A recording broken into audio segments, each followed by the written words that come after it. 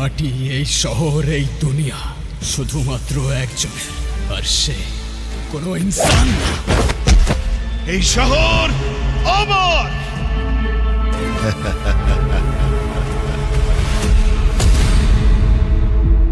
সাংবাদিকতায় এরকম অনেক অপরাধী দেখেছি যারা নিজেদেরকে হিরো মনে করে।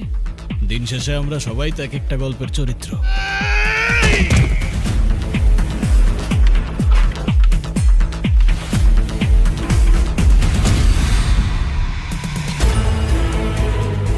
স্বার্থ ছাড়া আসবেন একদিন আমার গ্যারেজে, শুধু হাত না বুকও মেলাম।